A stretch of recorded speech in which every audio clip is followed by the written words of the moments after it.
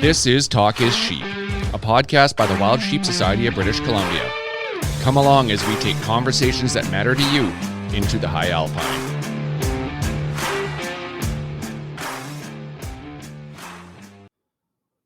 Merry Christmas. Couple days it will be. 4 more sleeps, 5 more sleeps. I'd have to check my kid's calendar that she's got on her door. She's got a countdown from like December 1st. So it's always, she wakes up and flips it over. So something like that. Yeah, we're on the precipice of Christmas, a new year.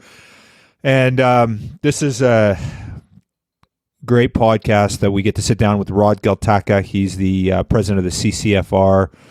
And Rod's really articulate guy, really knowledgeable about firearms, and a great advocate for making sure that legal firearms owners in Canada are well represented where they need to be. Yeah, for those that don't know, the CCFR is the Canadian Coalition for Firearms Rights.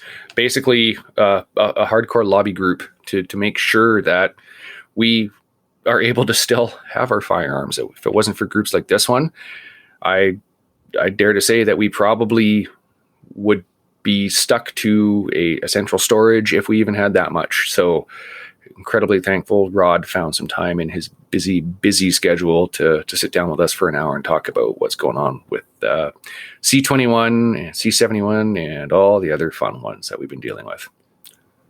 When C21 came out, this latest amendment in SECU, I reached out to him within a couple of days, and he's like, he was in Ottawa, he was going down, and obviously, they're a advocacy lobbyist group. He was lobbying for legal firearm owners' rights, and so it took a couple of weeks to get on the podcast, and we're just really grateful that he was able to do this. So, Steve, I think that's worthy that we talk a little bit about why, we've shared some firearm stuff over the years, and we got a little bit of pushback saying, hey, your mandate is wild sheep conservation. What we've been seeing now is our members are saying, why the hell aren't you guys coming out, supporting the CCFR, talking about C21? And we have been, actually, as a board, we've been talking about it. And, we do feel strongly, we've heard from our members how important this is, but, and Steve, I know that you're a gun advocacy guy. You have been more so to me. Don't get me wrong, I am too. But I know that you're very active in it. You were involved with KKS Tactical, supporting their social media work, and you've wrote articles on this stuff. You're very knowledgeable on it. But this one hit really darn close to home, right? With it's affecting guys like you and I. Mm-hmm.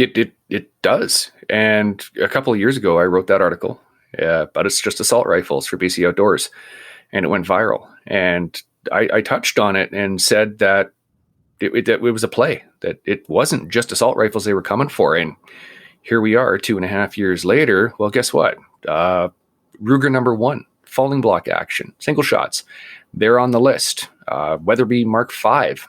Bolt action, they're on the list. There are shotguns on the list from 1908, like a Mauser action and variants of. So we dig into this a little bit with Rod and just exactly what the variant means and the word capable in the bill means and how scary it really truly is, and how hunters and sport shooters and airsoft shooters and handgunners and IPSC users and all of the above need to come together on this same team quickly and get engaged, because we're on that thin edge of the wedge about 15 years ago, and we're falling down the other side of it now. So yeah, it was great to chat with Rod, and I just hope some of our listeners can see what's going on.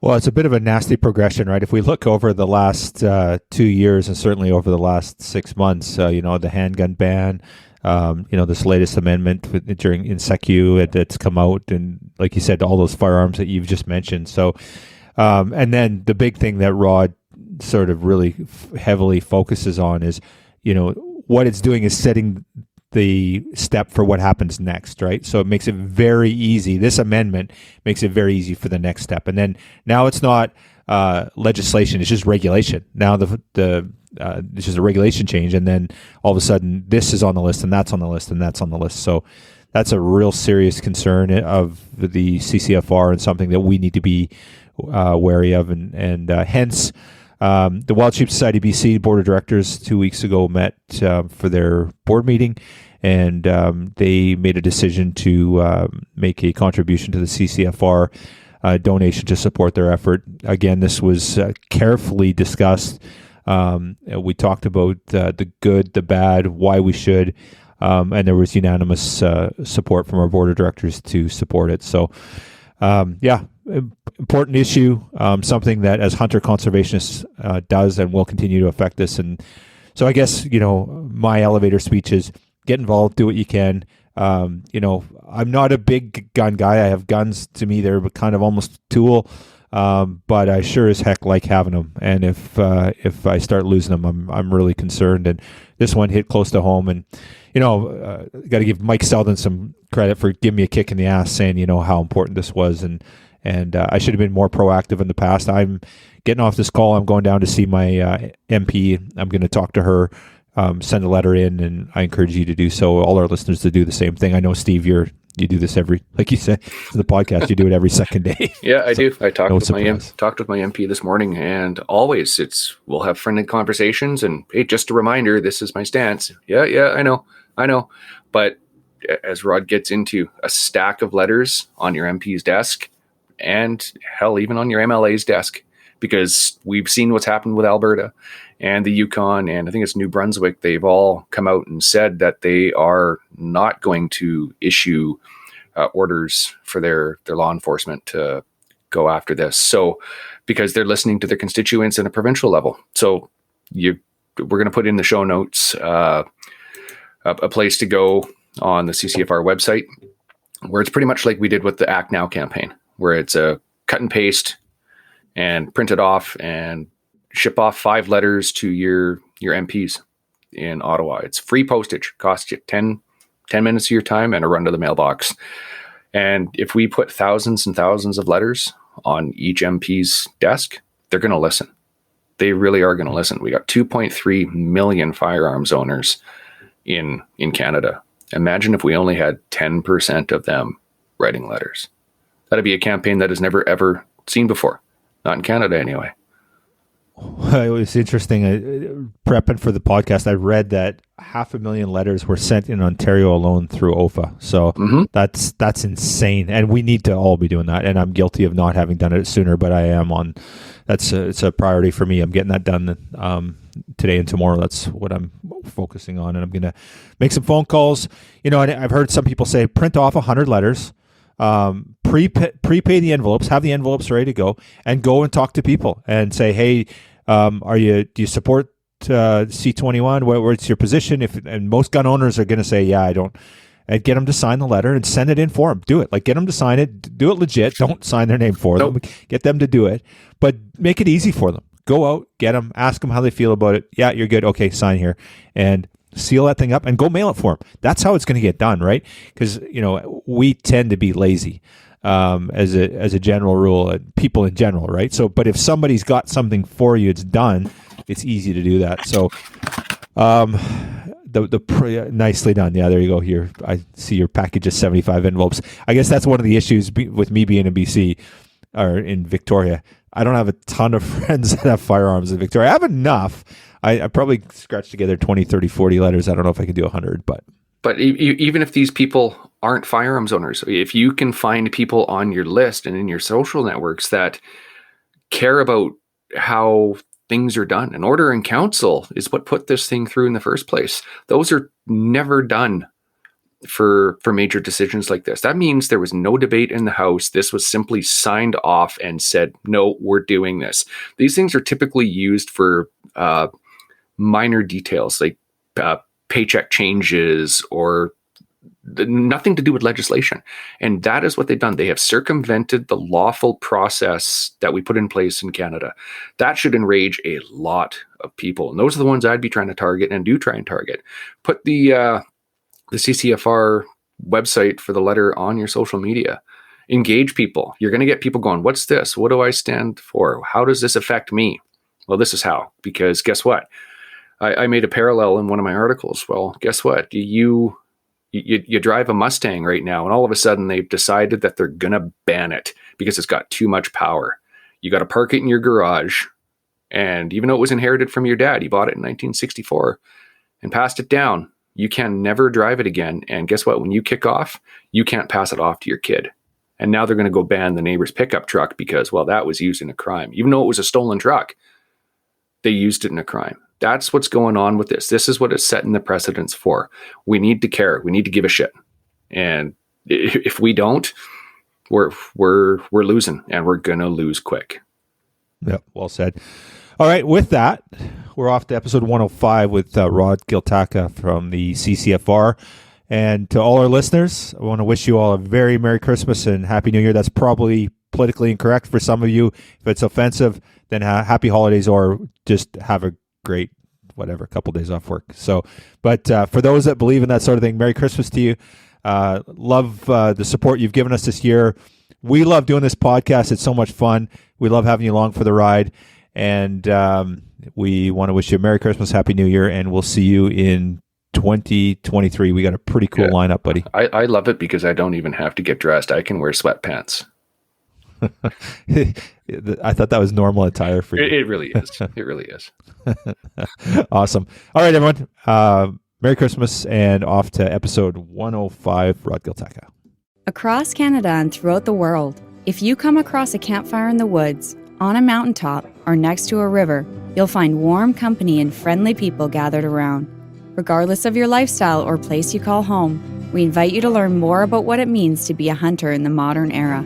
If you love the outdoors, care about where your food comes from, and are concerned for the future of wildlife and the environments that they need to survive, pull up a seat. We have a story to tell. Welcome to our campfire. Well, good morning, Rod. Welcome to Talk is Sheep, and thanks for teeing this up and coming on our podcast today. Thanks for having me. Appreciate it. So you're a natural at this. You got your own show. Before we dive into all the stuff we're going to talk about today, what's your podcast?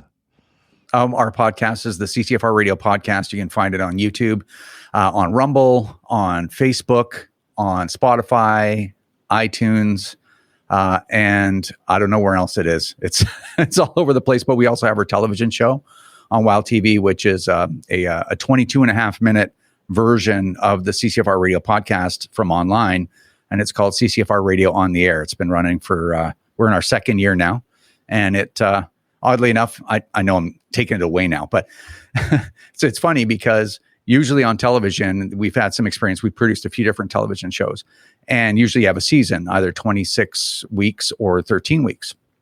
And this one has no season. It goes every 2 weeks, all year round, forever, for as long as I can do it. So yeah, we've got some media stuff going on.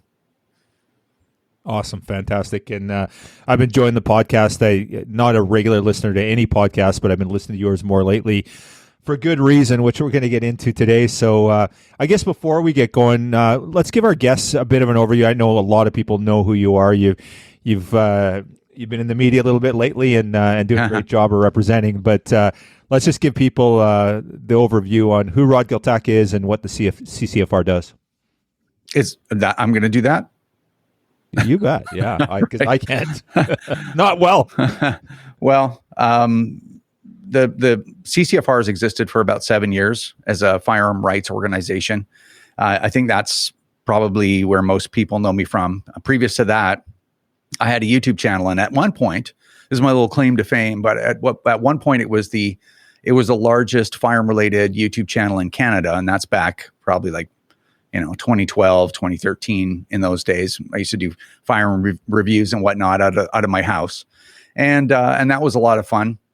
In fact, I think back of those days, and when there was all these guns, you could go and shoot and spend time shooting and getting to know, and then do a firearm review, and then we used to have a kind of a community like that. But those days are long gone because we're not going to have many firearms left after the Liberals are done with us. But my background is in business development, international business development. I started a couple of, I had a tech company in Montreal and worked for a variety of green tech companies in business development. And eventually I was asked by the people that started the CCFR to be the first president of the organization. And I initially said no, because I had enough on my plate at the time. but was eventually convinced to do it. And that started the CCFR way back in 2015. And the entire time that we've existed as an organization, we were under liberal government. So liberal majority for 4 years, and this strange creature of a liberal minority coalition kind of thing for the past few years. So in that time, we've gotten to do a lot of really interesting projects on behalf of gun owners. And I guess, and the fight, the battle continues. So I guess that's what I got. Awesome. Okay, so great overview there. Let's kind of dive into the backstory on how we got to where we are today, and let's start. You can take it back. I don't go too far back, but let's talk a little bit of progression of how we got to where we are today. And then I want to talk about the last 2.5 weeks here. But let's talk about the run up to that first. Well, I guess it started when the Liberals got their majority. Back in 2015, at the end of 2015. And, they say it was in their platform that they're going to get assault weapons off the streets, dangerous assault weapons off our streets. I was just on the street even now and I didn't see any, but I've been on the street quite a bit actually in the last 7 years, haven't run across any dangerous assault weapons, but it was, it's your typical wedge politics. You have urban voters that actually decide elections in Canada and Quebec and Ontario.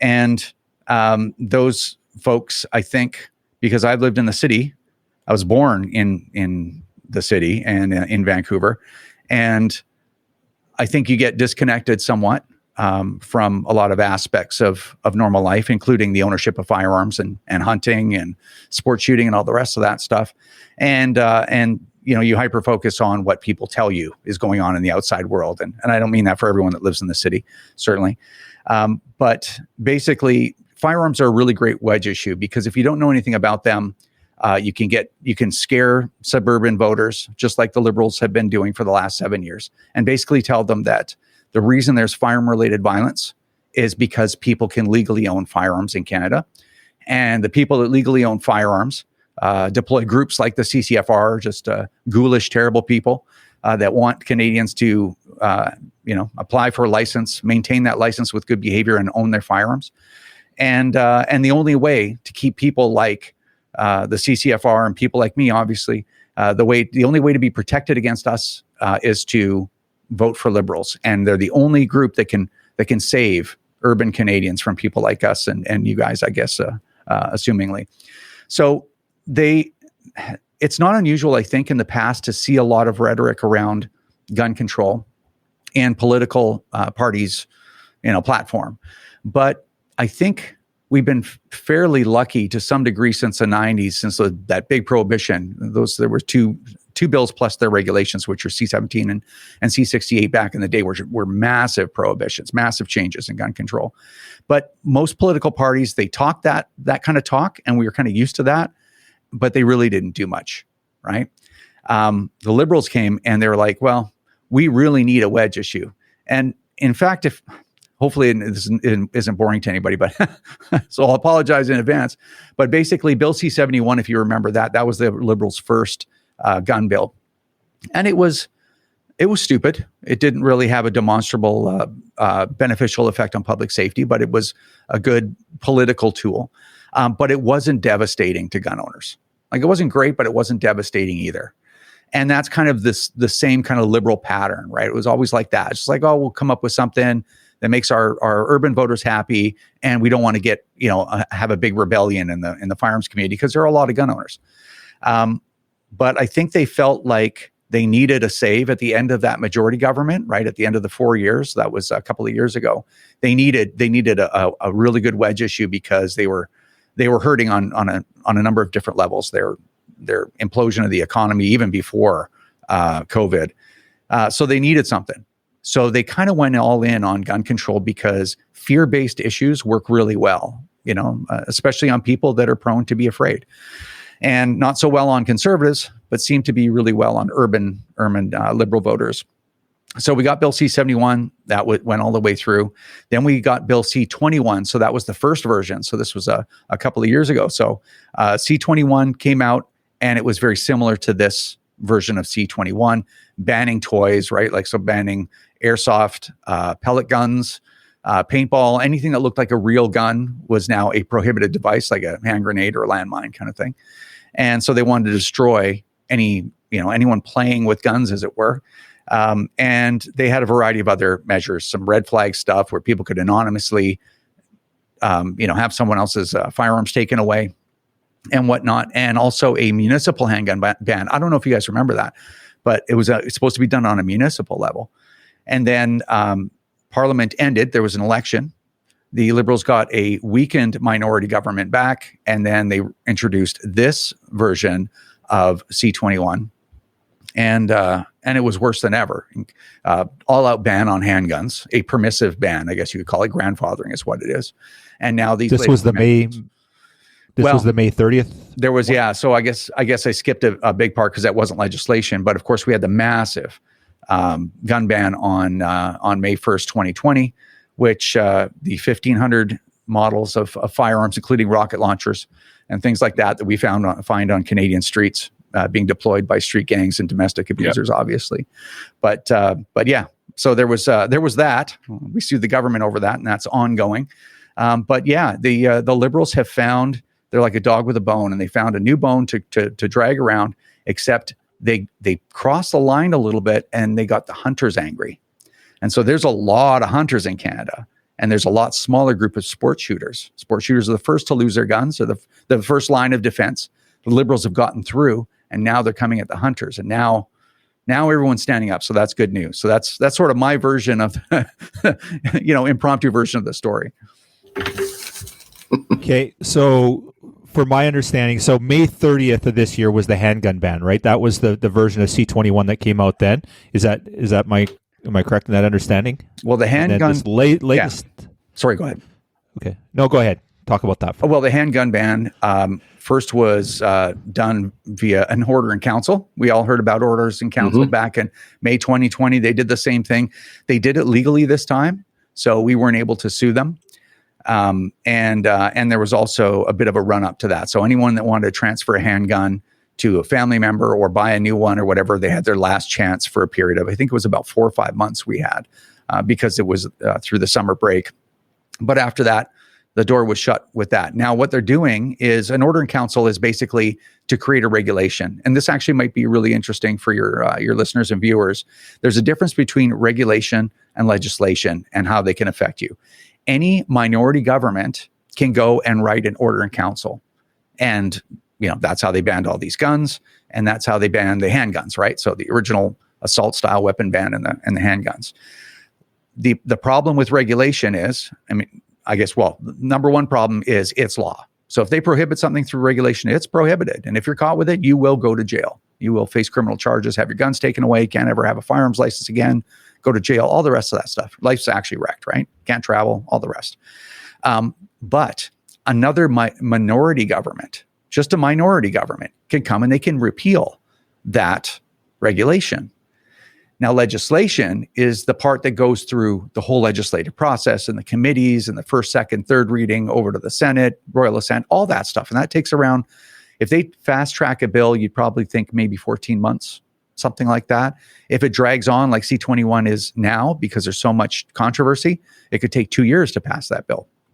But that's the difference. Now, to repeal legislation, you need a majority government. That's hard to get these days in Canada because everyone's so divided. Majority or coalition like the Liberals have now. So that's kind of important to understand. So right now, if everything if Bill C-21 doesn't go through, if there's an election before this happens or there's a prorogation, that's where the government calls a pause to government, and that could happen. Actually, when we come back from the break, there's rumors of that happening. If Trudeau prorogues the government, that means all the bills die and they have to be reintroduced from scratch.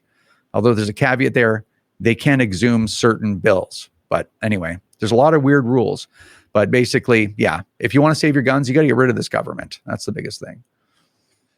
So just to try and understand the process standpoint, my understanding is C-21 went through first and second reading, kind of just sailed through, and then it went to the Security Standing Committee public evaluation process, SECU or whatever the acronym is, and that's where they threw in this latest amendment at the end of November that basically now is targeting, I guess, 2.3 million legal gun owners in Canada. Is that the way it worked? Yeah. So there's a House process, which is you explained that perfectly. Right now, it's in the committee, committee process. So once committees are done interviewing experts, and I mean, we all know what that looks like. It's a joke, right? But anyway, interviewing the experts, as it were, so they can understand the bill, and it's all political. There's no reality there, right? That's why I'm being facetious about it. But basically, in the committee process, they kind of vet the bill, make sure there's no mistakes or things that could. And then at the end of that process, anyone that's on the committee or any political parties that are represented on the committee can bring amendments to make the bill better or to take some bad things out of it or whatever. So the Liberals, who actually created the bill, have, I think it's 42 or 43 amendments. And these amendments are so enormous, they should have been their own bill to be scrutinized and studied and all the rest of that stuff. And those amendments are no more semi-autos in Canada that have detachable magazines, basically, what that means. And they're enshrining in legislation some of the things from everything from the gun ban back in May 2020, including if your gun's too powerful, it's prohibited, anything more than 10,000 joules. Or if your shotgun's too big, has more than a 20 millimeter bore diameter at a specific part in the bore, that's been a contentious aspect as well. It's like, well, what part of the bore, like before the forcing cone, after, at the muzzle end, whatever, then that's prohibited as well. But the most important thing, I think, for most people, they're like, well, how come my hunting gun is affected by that? And that's probably the absolutely most important part. The Liberals are banning a variety of different guns, or a variety of different firearms based on model alone. So they say it's for whatever their reason. So for example, I wrote a couple down. The 1908 Brazilian Mauser, okay, a bolt action, gun from 1908. And they're prohibiting that because it has a military origin. Well, so does the Lee Enfield. So does, a wide variety of firearms. The SKS, they're banning the SKS. It's just too dangerous to have in society, apparently. Mm-hmm. So the problem is, in the legislation, just like all the previous legislation, this has been a problem for 35 years in Canada. They say these particular firearms are prohibited, as well as any variants. Yeah. If we determine that your firearm is a variant of a firearm that's prohibited, so if your bolt action is a variant of the 1908 Mauser or the Weatherby Mark V, it's going to be prohibited.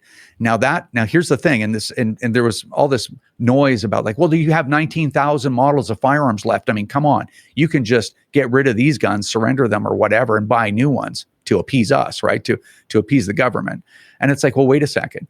When that legislation, if and when that legislation passes, the RCMP Firearms Lab takes over, and they look at this new list, and it's Murray Smith and the rest of those guys that you probably saw in committee. And they sit there and they're like, a bolt action. Hey, it's got a bolt. It's got some locking lugs. It's got a barrel. And now we're going to have to prohibit any variant of the 1908 Mauser or the Weatherby, all the other bolt actions that they prohibited. And that's the problem.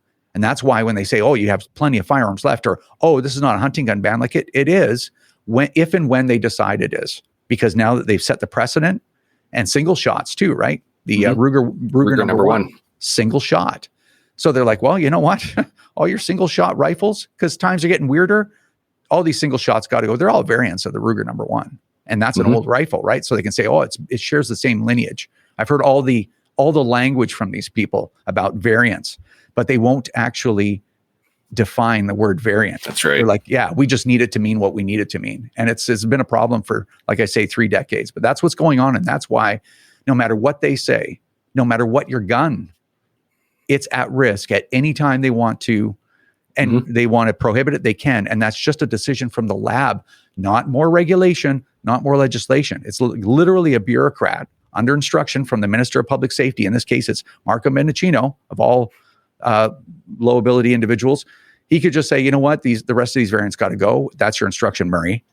And he'll be like, yeah, this is easy. A bolt action is a bolt action. That's right. So anyway, it was a long explanation, but that's our explanations on our side of this argument are always detailed and long because the truth is complicated. That's and right. theirs is more guns equal more death. So we're at a disadvantage that way. Yeah, it's scary when you look at how it was passed through in an order in council, because those are never used for making legislations. They're simple little things like adjusting paychecks and stuff. There's no debate in Parliament about them, and that's where a lot of people are missing things. Like, this is something that they've just said, no, this is our way, like it or not, this is going through. And that's why we have to push back so hard. And as you said, like, you go back to 1908 Mausers, what would you figure? 90% of modern day actions are based on a Mauser action. So you're missing a lot of things there if you're not really paying attention to the wording. And the word, we talked briefly about the 10,000 joules, capable of producing 10,000 joules. It doesn't say repeatedly producing 10,000 joules. It just says capable. If I want to hot load a 12 gauge once or a 30-06 once, well, again, you're hitting a huge blanket of firearms here, and people need to really see what's in front of them. Well, they're laying out the justification, right? That's the important part. Like, they're laying out the framework for them to just like this. And the thing is, we've been experiencing reclassifications based on variant and all the rest of this stuff for a long time in the firearms community. And typically it's been people that would buy black rifles, right? More military looking rifles, sporting rifles. And so it hasn't touched the greater community that much. So that's why we're all familiar with it, because we're sitting there. It's like, okay, I bought this at a gun store. Even back in the long gun registry days, I bought this, CZ858 back in the day. I registered it. I got a license. I got my authorization to transport from my restricteds. I know all the rules. I mean, I'm a firearms instructor for the RCMP Canadian Firearms Program still. And I put 3,500 people through that course personally, in addition to everything else that all my other work that I was doing, right? So I know this intimately. So that experience is all the hunters and casual firearm owners, like recreational shooters and all, you're all in the same pool now as we've been. So we've been complaining for a long time because it's been happening to us, but now everybody's in the same mess where, you're out in the bush with your gun. You're like, everything's fine. I checked, 3 months ago, it wasn't prohibited. You run into conservation. Conservation goes to the FRT, the firearms reference table. That's the tool that they use to determine what the classification of your firearm is. They go in there, you're out in the bush, and they're like, okay, I just got a phone call.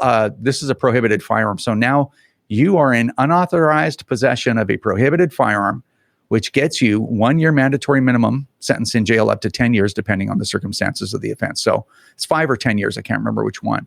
So it's like this, it's very serious, and you haven't done anything, right?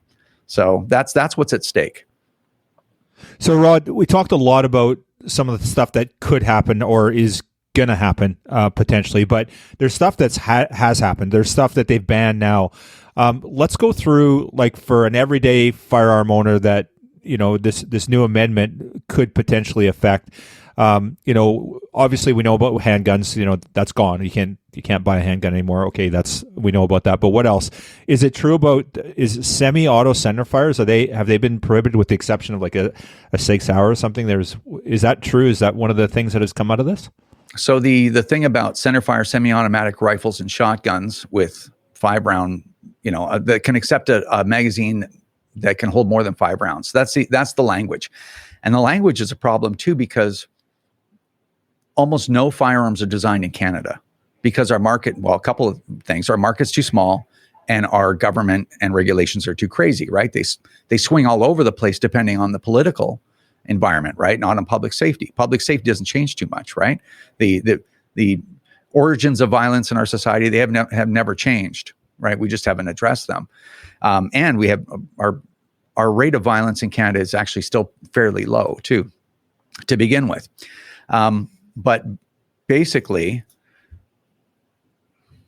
so I want to answer your question directly and not get too far off track. So where we were going with that? Sorry, it's been a crazy week. Well, I just want to know, as a regular law-abiding gun owner that's a hunter, not a gun guy per se, what I think as we've talked about, hunters are more at risk of losing, firearms than they've ever been, because now regular common firearms are disappearing. They're being taken away. So, for somebody that hasn't followed this, a guy that hasn't looked into it, are there some guns that are maybe in my safe right now that are going to disappear?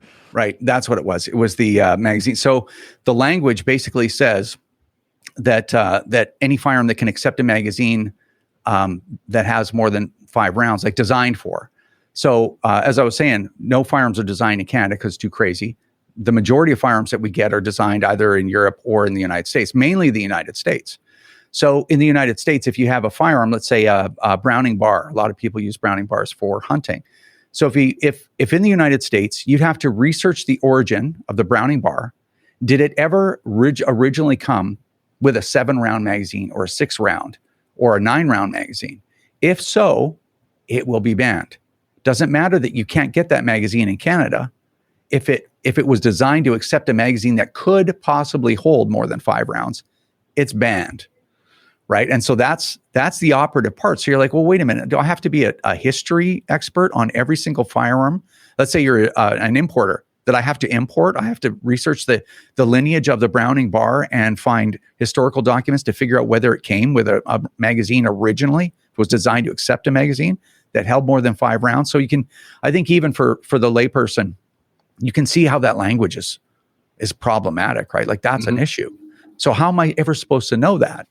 And then on top of that, of course, we have our problems for people like you and me, which is, well, how would I even know if the government decided to ban a firearm in that legislation or through regulation later, or the RCMP just declares it a variant? Like how, as a regular person that's just living my life, because remember, like social media or Twitter, that's not real life, right? So some of us are hyper-focused on those things, but most people aren't. They just go to work and they hunt and they raise their family and they go on vacation. They do, and they're normal people and they would never know. So there's a lot of problems in what they're doing. That's why you're seeing such a big uproar over it.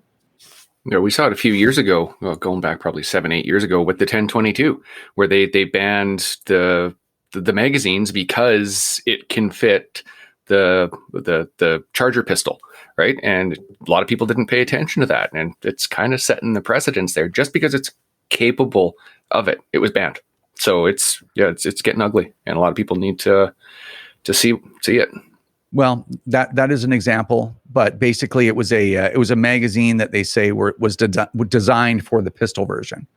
So if it was originally designed for the pistol version, then and now it's prohibit. But if it was designed directly for the rifle, then it's okay, even if it was the same capacity. Exactly. So this is, it's funny. There was a Liberal MP. I can't remember her name because I never heard of her before. She's from the Maritimes. And, she's like, oh, the manufacturers will step up and build more guns for Canadians. It's like, are you insane? Like what manufacturer would be like, I'm going to do business in Canada ever again? I think there's Kodiak Defense, and they made the Crusader rifles. And they just released them, I don't know, whatever, right? 8 months or 10 months ago. And now they're going to be prohibited by name only in this new legislation. Who would want to do any business with Canadians or in Canada in this kind of environment? It's it's clown world. It's upside down world. Yeah. Okay, Rod. So let's talk a little bit about where we sit now. So 2 weeks ago, it was at SECU. They made the amendment to the C-21. Where does it? And of course, then it's been a bit of an uproar, right? So you were out in Ottawa. You guys have done a great job of advocating and making us aware. We've had the carry price thing. We've had a lot of awareness around it, which is good. So, and now we're starting to see the NDP. Obviously, they're starting to take a tone. We're even seeing some Liberals.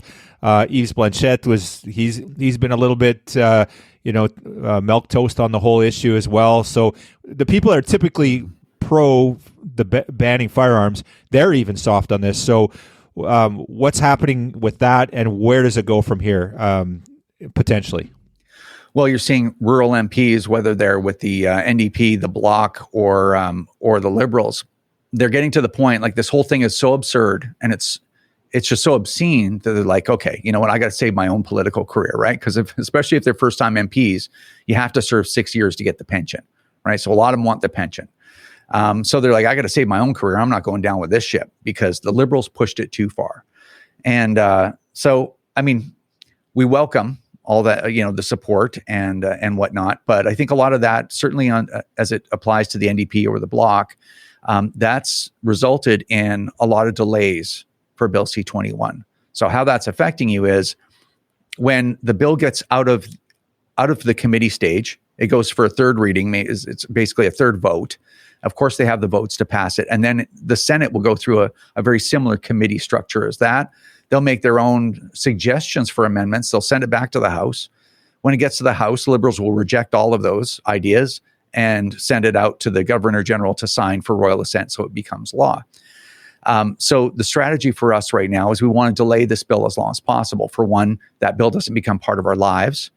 And right now it's being delayed terribly because there is a bit of a rebellion from some MPs, and certainly on the Public Safety Committee. Now the NDP and the Bloc are like, ooh, our constituents are really angry. And we'll get into that later, how you can actually make a difference by pressuring these MPs with letter writing and whatnot. But they're like, okay, well, we got to mount at least some resistance so that we can keep our jobs if another election is called. So right now, the Liberals are outvoted on the Public Safety Committee. So it's going to be a really long and arduous process for them to get these crazy amendments in, certainly, and that's going to delay the timeline. And if I would share something important with your viewers or listeners, one of the most important things is we had this landmark court case that the CCFR launched, and what's really important is that we get a judgment.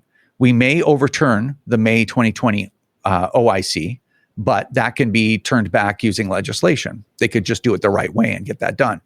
But what's important is that we can overturn it. We may be able to go back to normal, being able to buy and sell our rifles. So that will allow people to get rid of firearms or to accumulate them however they want. But what's really important is this a property rights issue.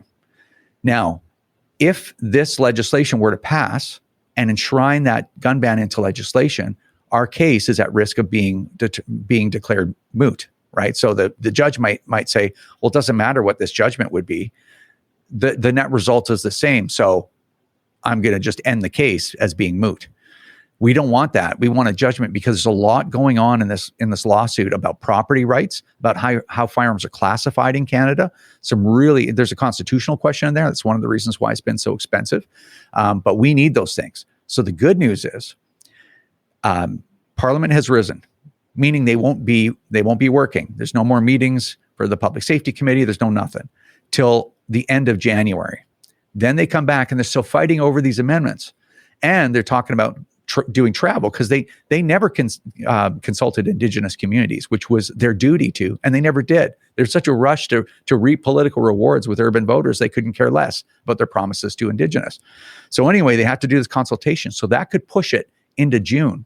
So if we can get it so that it doesn't even reach the Senate by June, they rise in the middle of June and they don't come back to work till the middle of September.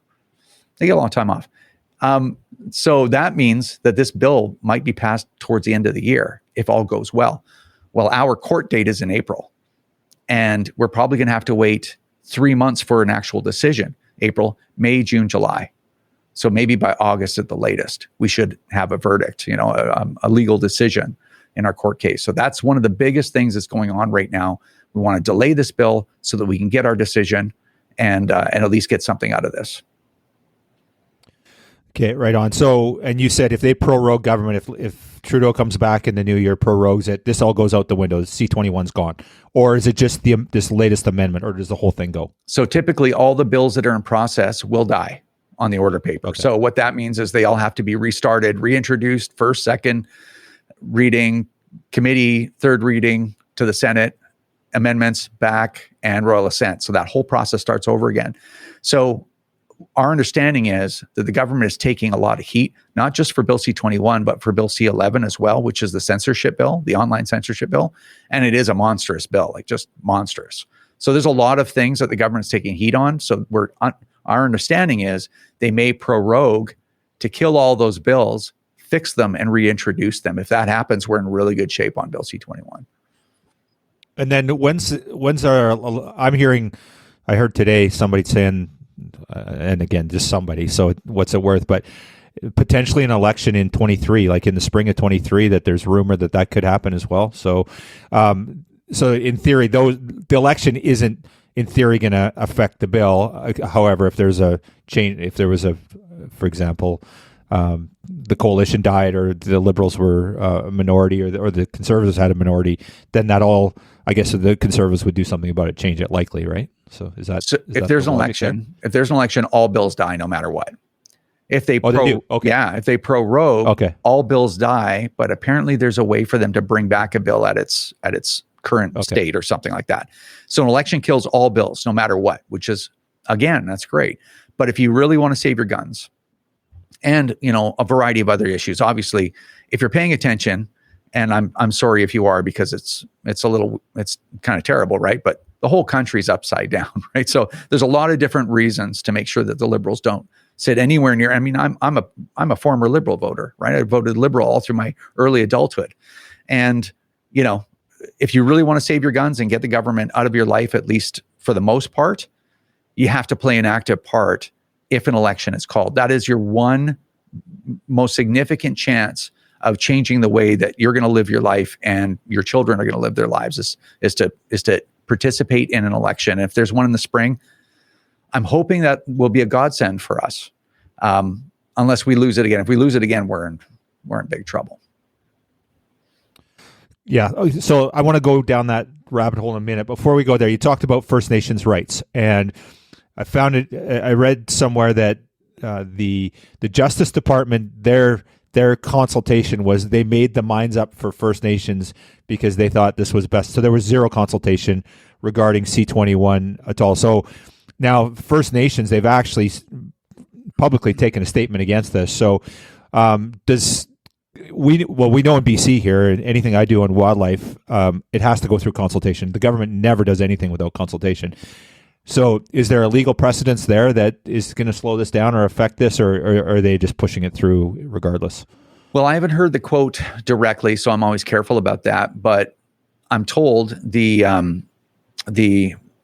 what is it? The Association of First Nations? Anyway, the Assembly, I think. Assembly, that's correct. Yeah, that's right.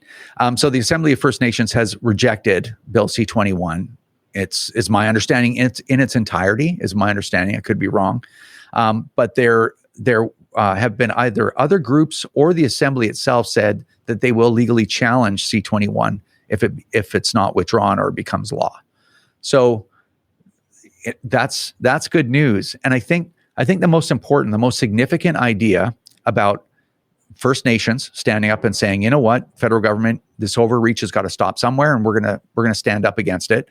And of course, target shooters, right? Sport shooters have always been fighting the government 24/7 forever because, like I said, we're the tip of the spear, right? We're the first ones to, we have the scariest looking guns and the handguns, right? But hunters standing up, it's funny because people are like, well, that doesn't do any good, and this letter writing and whatever. It actually does a lot of good, because when everyone stands up together, you're getting a taste of what's possible when we all stand up together. And, on the television show and on the podcast, I'm always encouraging hunters. I'm like, listen, you're just a little bit further down the line. You're in line, whether you know it or not. You're just further down the line, right? And it's really important and the overwhelming majority of hunters are like, well, I got a bolt action lever. It's never going to affect me, you and your crazy guns and your handguns. Nobody needs a handgun. And it's like, well, people are going to say that same thing about the guns that you own. And how confident are you that the government's going to stop just short of affecting the firearms that you own? Well, now they're getting it, and they're all standing up. So while I think a lot of sport shooters are like, well, thanks for coming to the party, late or whatever, I'm very thankful. And I think it's a really good demonstration. Everyone has to stand up together. If I lose my guns, you're next. And and I guess in a way, in a morbid way, I'm glad that at least we've been shown a demonstration of that, so that we can be a unified front and let people know that we're just as worthy of respect as anyone else in Canada, even though we have firearms, right? Yeah, agreed. I wrote an article about 2.5 years ago, so May 2020, when it first came out, and I said I wrote it for BC Outdoors, and it went viral. It was called "But It's Just Assault Rifles," and I dug into it, saying that's just the tip of the wedge. They're going to continue to come, and here we are, two years later. I wrote a follow-up saying, "See, told you so." So, as you said, we need to stand up together, and we do have a powerful voice. If we could just come together and realize that all firearms are on the table. It's not just handguns. It's not just the scary assault rifles. It's not just the 10,000 joules, et cetera, et cetera. One voice makes a real difference. It does. It makes a huge difference. And it's funny because we do at the CCFR, we do a lot of projects, right? We're constantly doing projects. And one of our projects was the original season of CCFR radio on the air on Wild TV. And it's a lot of work to do television. Like compared to podcast, television is a lot of work. And I'm not a big fan of doing it, but I thought it was worthwhile. And a lot of people would criticize that. They'd be like, well, why are you putting, you're preaching to the converted on Wild TV to hunters, right? They're already on board. I'm like, no. They're not already on board. Most gun owners of the 2.3 million are not on board because they're not getting their stuff taken. And telling them, hey, listen, the only way that we can get results as sport shooters is to have you standing beside us. The only way for you to get results as hunters is for sport shooters and everyone else and First Nations and everyone standing beside you.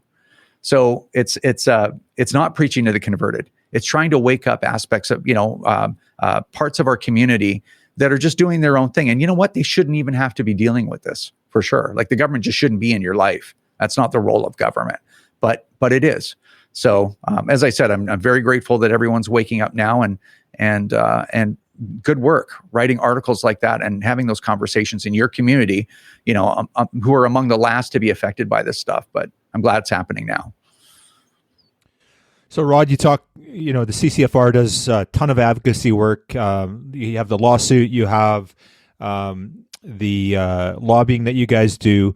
And obviously that's having an effect and an impact, and it's important work. How important is this First Nations piece, or, for example, the Carey Price thing? How big a deal? Does that move the needle? Is that a big deal? Does that help us, or is that just whatever? It's just, yeah. Well, it is. It is a big deal. Stuff? Yeah, and I think every gun owner can thank Carey Price, because it's funny because if you start zooming into the actions of individuals, Carey Price is a multimillionaire, one of the greatest goalies of all time, a Canadian treasure. I mean, there's no benefit for him to stick his head up and talk about gun control, because as I think people forget, guns are legal in Canada and there's absolutely nothing wrong with owning them. It's a incredibly important piece of Canadian culture and Canadian heritage, right? We get just run down all the time like we're some kind of USA wannabes. Like, we've had guns since before Confederation in Canada, like literally hundreds of years. It's in the firearm safety course that's the case. But anyone who sticks their head up, here comes the axe to chop it off. And Carey Price experienced that. But you know what? And he's got a huge legacy at risk too, because it was like Don Cherry, right? He said one wrong thing and the mob comes for you no matter what. He could have apologized 30 times and the mob still would have destroyed him. But Carey experienced it, and he held his ground. Like he said, hey, sorry about the timing. I didn't mean to offend anybody, which is, I think what a considerate person does. Like, I don't want anyone to feel uncomfortable with the work I'm doing either. But at the same time, there's just either something's true or it's not. So Carey, he didn't back down. He said, yeah, no, I still believe that I should be able to own a firearm. And, coming after my hunting guns is unacceptable. And he held his ground, but he definitely got to experience what it's like when you talk about gun control, when you're not for gun control in Canada in the mainstream. It's pretty ugly.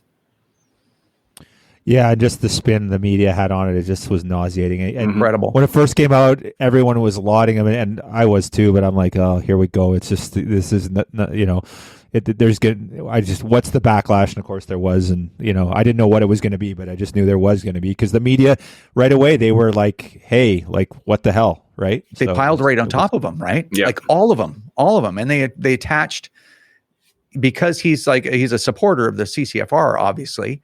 And right away, so they smear us and then hitch our wagon to him to hurt him more, like to hurt him, right? And some clown, and I can say I can say clown, right? So some clown, I think it was in the Montreal Gazette, or I'm not sure, but he's like, well, now the Canadians can never retire Carey Price's number because of what he's done. I'm like, whoa, hang on a minute. what exactly did he do? The guy's got a firearms license and is a hunter, took a picture saying, I'm a law-abiding Canadian. Don't take my firearm, my hunting guns. And you know what? And I support an advocacy organization. And like literally, they're like, we can't retire his number now. You swear he was kicking puppies wearing their jersey type thing. It was absolutely terrible. Oh, is it like it's? I think we're so desensitized from all this canceling that we're just like, well, yeah, for sure. It's like, no, think about that for a second. Put yourself in his shoes, where he's a 1 in 10 million level talented guy, had this incredible career, made Canadians proud. People have been cheering, millions of Canadians cheering him on his entire career. It's like, well, you make one wrong post, you're done. Like it's like you've literally killed a child or something, like that level of outrage. Yeah. And then they blame him for the timing, but it was the Liberal government that brought this amendment really close to the anniversary of the shooting, December 6th. Yeah. So who's leveraging that? Yeah. So it's very, I think you get caught up in the media hype.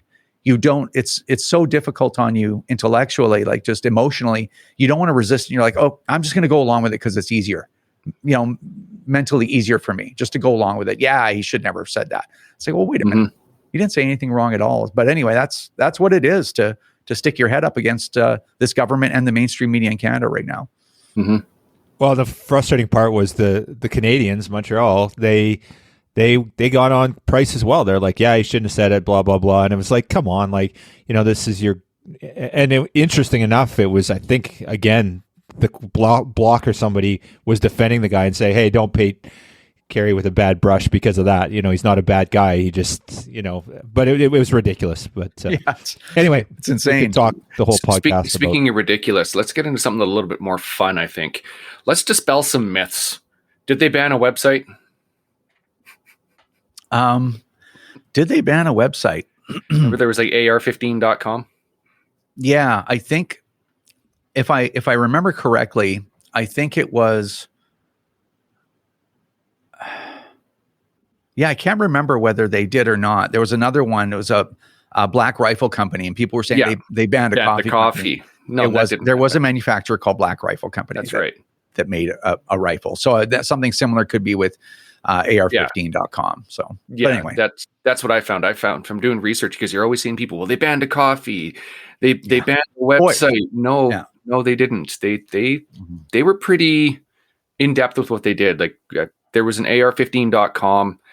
You go back 15 years, whatever it was, it's now canceled. They had one AR that they put out, one variant. So they got that type of thing. And when they did the coffee, that was Black Rifle Coffee Company marketing brilliantly, because they saw something so similar and everybody bought into it. It's still going around social media, and firearms owners need to pay attention before they start sharing things that are no doubt put out there to try and make us look dumb. Like there's that other one that was going around last week. I don't know if you saw it. It was the support the Second Amendment in Canada and your firearms. I'm like, oh no, that went viral as well. It's like, no, we don't have that. We've got somebody trying to get it enshrined, but right now we don't have it. So yeah, I just wanted to quickly touch on the coffee and the AR15.com to try and get it from the source, so to speak, that no, those things didn't happen. They were legit firearms that they got. So yeah, well, there's another one in the May 2020 that it was the Black Hawk edition, something like that, and there was a pellet gun or airsoft that was an AR-15 variant called the Black Hawk edition. But they, so we were like, oh, they banned an airsoft rifle as an assault style firearm. But it turns out that there was actually a rifle called that, and it had an identical rifle that was airsoft. So anyway, so there are a few things like that floating around. Yeah, it certainly doesn't help. One last thing I want to clear up before we talk about next steps and where we go from here. What happens now? So handgun, you can't buy a handgun, you can't sell. What happens if C21 dies? Like we said, it runs out the clock, or they prorogue or whatever. What happens with that handgun? Yeah, so with the handgun thing, it's still a regulation. So there's an import ban on handguns in Canada, and there's a regulation that says you cannot transfer a registration for handguns. So that will stay in place even if Bill C-21 dies. Although, like we said in the beginning, the the benefit or the glass half full part of that is if we even get a conservative minority government, they can repeal those regulations. They can repeal the OIC, the original one back on May 1st, 2020, and they can repeal this handgun thing, and everything goes back to normal, basically. That's possible. Now, the half empty part of that is, will it be politically palatable to most Canadians? Because governments, they want to get in power and they want to stay in power. They don't want to be one-term governments. So there's going to be a very complex calculus being performed on whether they should make all of these firearms that were prohibited legal again. Is that a threat to public safety? Of course it isn't. Like that's the reality. That's the truth. But truth and politics are two different things. But anyway, yeah, a minority government can roll this all back as long as more legislation isn't passed. Okay. All right. Good. Thanks for clarifying. Okay. So now, to me, there was a bunch of stuff that I really wanted you on for, but this is the important part to me. And what can we do as just regular Joes to make a difference for this and to stop what's happening with regards to C21? Well, there's a few things you can do. I think it's really important if you go to firearmrights.ca or CCFR.ca, either one will get you there. There was a post that we made in a little campaign called bury their desks in mail or something. I didn't do it. It was Tracy Wilson that did it. But basically letter writing. And the reason why letter writing is, and you don't have to write the letter. We give you a template, you print it out, you put your name on it, you fold it and tape it, and you throw it right in the mail. You don't need postage if you're sending mail to an MP or Parliament. So it costs you nothing but the piece of paper and a few minutes of your time. But the reason why when they get letters, if they're in the thousands or tens of thousands, it makes an impression upon an individual MP. And this is where we can exert that pressure aside from an election. Election is a completely different matter and way more important. But what you can do now is write yourself, send a letter to your MP, local MP, to their office, their constituency office that's in your community, also their office on Parliament Hill. They all have an office there too. You can send them to Marco Mendicino, and you can send them to Bill Blair, and you can send them to anybody that you want. You can send it to every single MP in Parliament. But when you do that, what happens is mail just starts pouring in. And these people start thinking, they go into self-preservation mode, like we talked about. The NDP and the Bloc MPs are like, my constituents are extremely unhappy. It's happening to Alistair McGregor over on Vancouver Island. And, it's funny, Alistair's been a lot more reasonable lately, I think, because he's getting so much pressure put on him to stop all this stuff. But don't ever forget, he voted for C21, the first version before the election. He voted for C21 in first and second reading. He was fine with banning handguns. He was fine with banning certain long guns. He was okay with the OIC, the big fire long gun ban before. Right now, he's pushing back. Why? Because his constituents are flooding him with mail and calling him and asking for appointments to talk about C21 and whatnot. And he's like, I'm not going to get reelected if I follow the party line. Remember, it's Jagmeet that says, Alistair, you're going to vote for this, right? I got to deal with Justin Trudeau. And he's like, okay, because if he doesn't follow party lines, they get kicked out of caucus, meaning he can't call himself an NDP candidate. He has to run as an independent. And that's a big disadvantage. He doesn't get party money for re-election.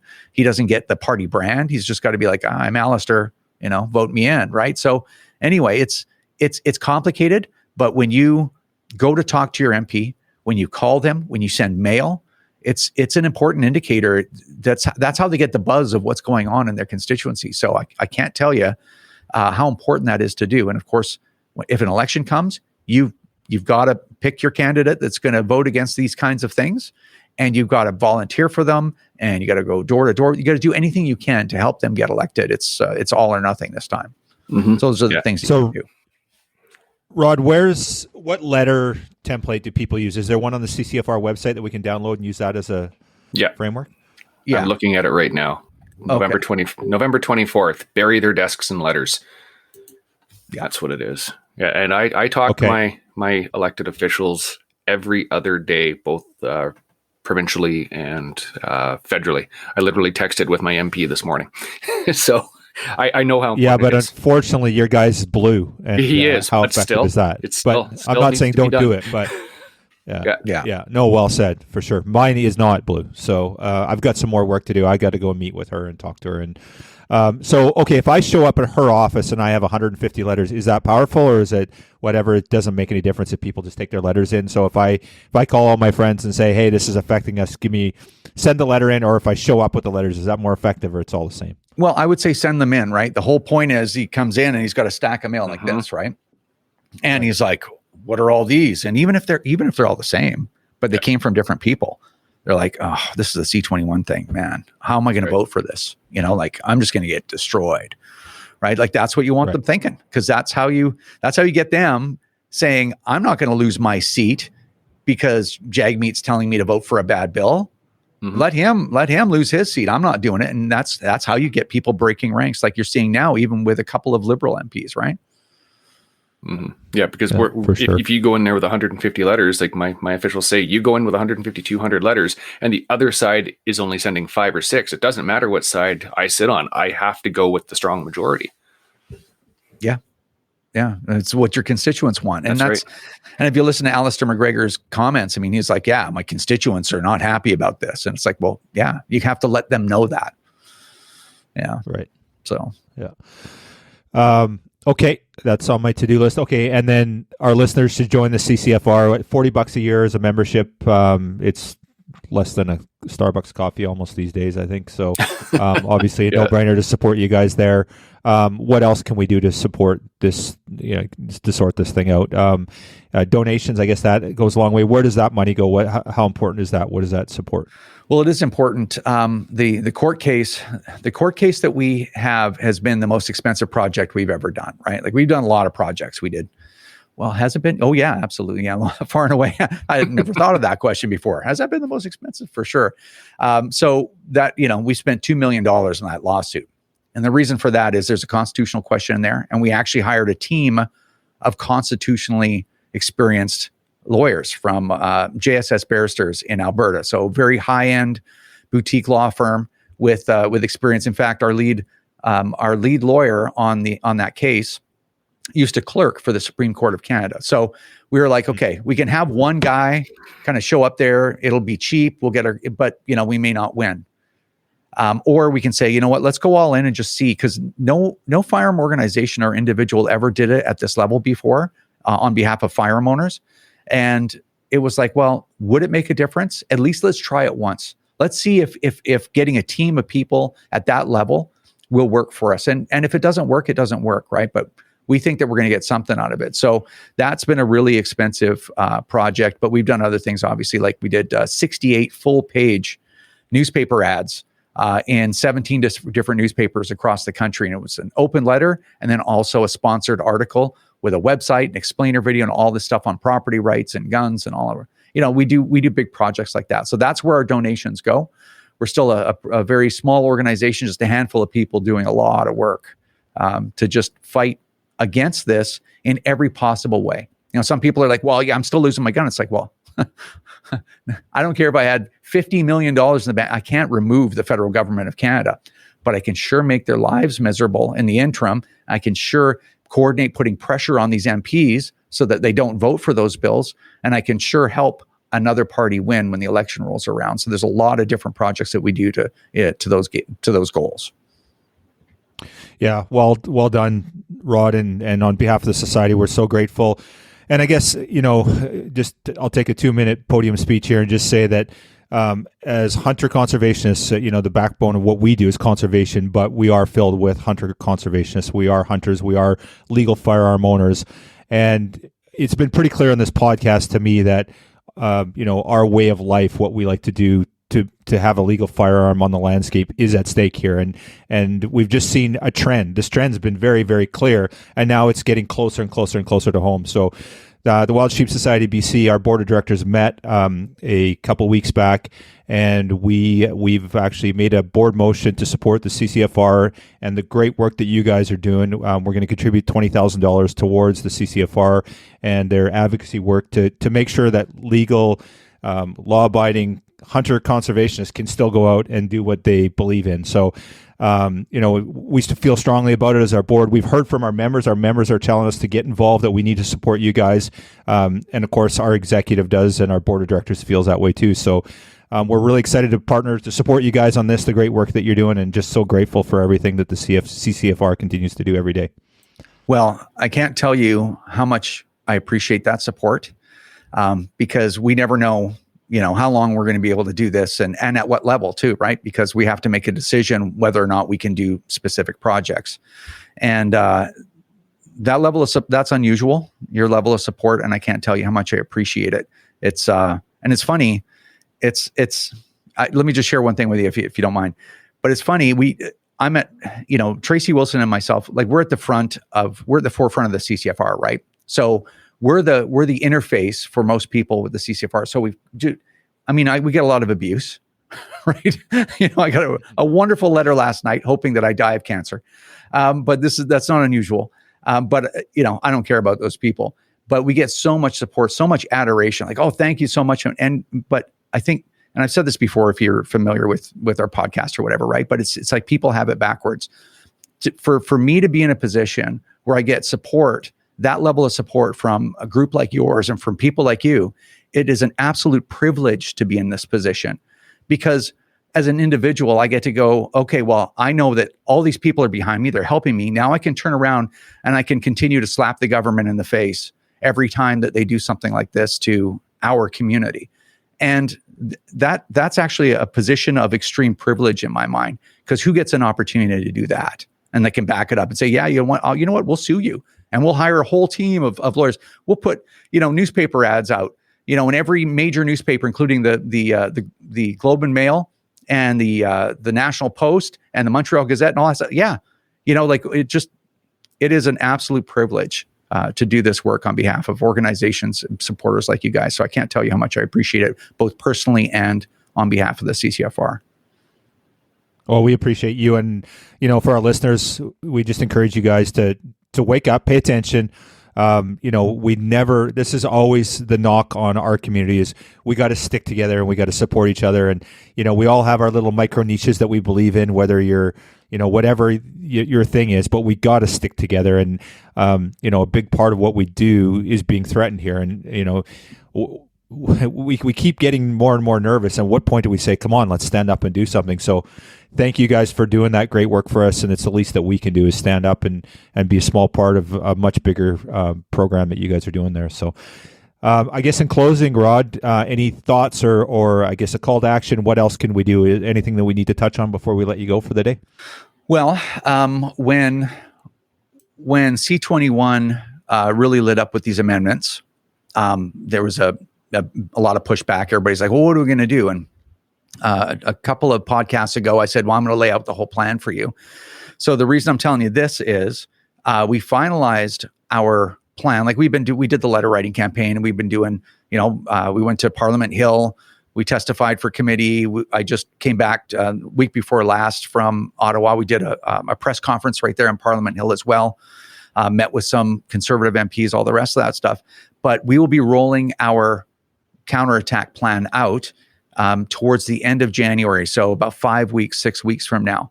So stay tuned to the CCFR, because we will be releasing all that stuff. We're working on all the collateral and the infrastructure for that whole plan right now. But we'll be releasing that out at the end of January. So there'll be a role for everyone to play on a lot of different levels there. So keep an eye out for that. And the answer to what are you going to do with donations, you'll see what we're going to do with donations in the month of January. And your track record spoken for yourself. The stuff that you guys have already done. You just talked about $2 million lawsuit. All your campaigns, and so yeah. I'm not looking for you to justify it by any stretch, but we look forward to that, and I look forward to that. So I'll be tuning in, and so with that, Rod, I want to thank you, CCFR, and your entire team for all the great work you're doing. I'll continue to support you guys. I'm a proud member, and encourage our listeners, if you can, check out the CCFR. If you can support, do it by membership. It's dirt cheap, and more importantly, if you can donate and support for the advocacy cause, then we need to get involved. So Merry Christmas, sir. Thank you for all you do, and we'll chat soon, I'm sure. Merry Christmas. Thanks again for all the help. I really appreciate it.